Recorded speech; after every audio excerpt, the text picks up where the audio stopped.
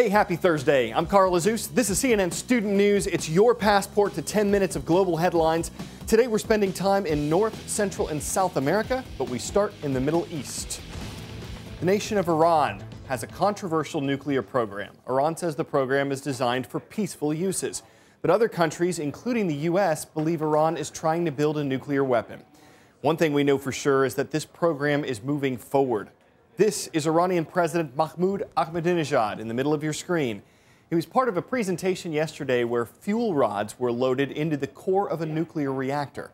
These are the first nuclear fuel rods made inside Iran, so this is a big advancement for the country's nuclear program.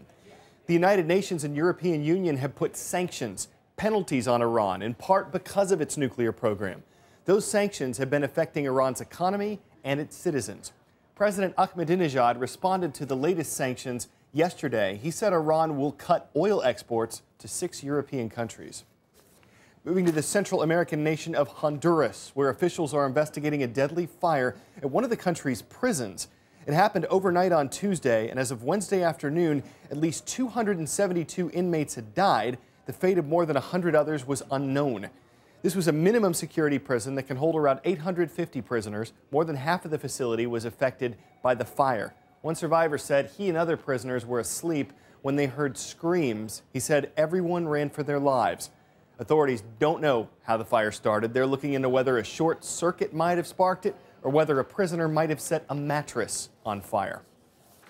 All right, let's say you're China's vice president and you're visiting the United States. Where do you want to go? Muscatine, Iowa is where. Chinese Vice President Xi Jinping insisted on a stop in the town yesterday. It's because he spent 2 weeks in Muscatine back in 1985 and he wanted to visit with his old friends. Ted Rowlands has more on Vice President Xi and what his leadership could mean for the relationship between U.S. and China.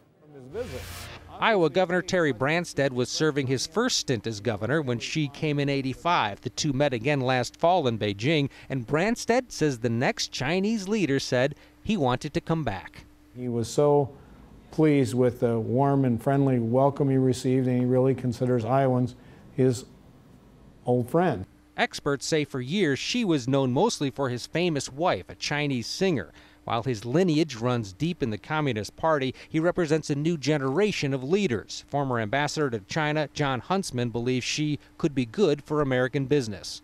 He's gone out of his way in recent years to bone up on economics and trade, knowing full well that these are the issues that are going to determine whether or not the United States and China are able to get through the years to come. China has been blamed for the loss of thousands of American jobs, some of them here, but China buys soybeans, pork, farm machinery, and other products from Iowa. In fact, from 2000 to 2010, the state enjoyed a 1,200% increase in exports to China. Governor Branstad wants to expand that relationship and thinks Xi will help. Personal relationships are really important to the Chinese people, and having this kind of relationship with the next leader of China, I think, is very helpful to the state of Iowa. People here are excited, including the McLeans, who say they are honored that the man standing in their kitchen 27 years ago wants to come back. Just for a little time, spend an hour, hour and a half in a room with, as he says, his old friends. That's significant. That's significant. If he weren't the president. On this day in history, back in 1923, British archaeologist Howard Carter opened the tomb of ancient Egypt's King Tutankhamun. In 1959, Fidel Castro was sworn in as the new leader of Cuba. The former revolutionary established Cuba's communist government, which he ran for nearly 50 years. And in 1968, an official in Alabama made the first 911 call. He was testing the new nationwide emergency number. All right, you know that phrase, "I smell a rat"? Definitely applies to our next story. But the real question is, what does the rat smell? Police officials in the nation of Colombia hope the answer is explosive. You've heard of bomb-sniffing dogs. We had a report recently about dolphins that help identify mines. Rafael Romo reports on their rodent counterparts. At a base of the Colombian National Police, a new recruit is being trained. Today's mission for this four-legged trainee is to find the scent of an explosive device hidden underground, which it does in less than a minute. Muy bien, rata. The white rat is showered with praise and a reward. Though safer than a decade ago, Colombia is a country where landmines and car bombs are still a threat. Colombia still faces conflicts such as guerrillas and criminal and paramilitary groups.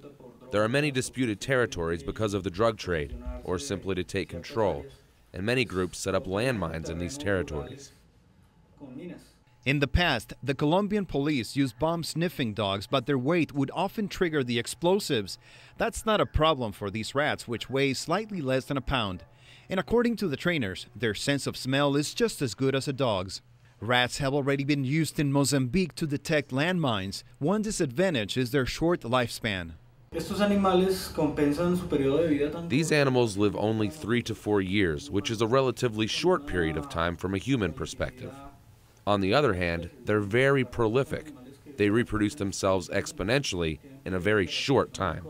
So far, the rats have been trained to detect 7 different kinds of explosives. In the process, they've become relaxed around humans and even get on with the cat that protects them from other predators.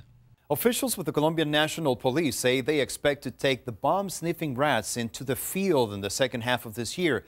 They also say they've been able to successfully train about 70 rats in the last 4 years since the project began, and have been able to learn a lot about how the rodents can help them clear fields full of landmines in the Colombian countryside. Rafael Romo, CNN Atlanta.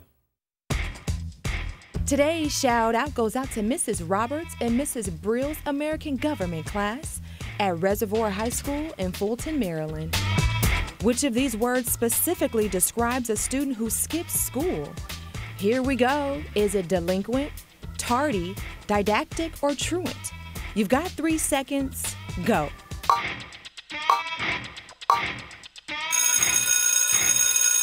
A student who's out of school without permission is truant.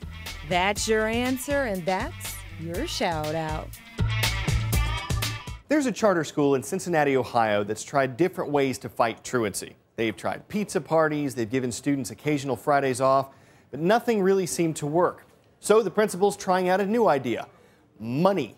Show up for school and behave well, and you'll get paid. Seniors can get $25 per week. Underclassmen can get $10. Private donors are helping put up the money, and the school's principal says the program also helps students save for the future. Each time a student gets paid, we take $5 and put into a savings account. So when that student graduates, they will at least graduate with some type of funds. Every kid wakes up in the morning like, this is a job, why am I not getting paid? And I'm getting paid now, so getting paid to come to school, like, that's every kid's dream.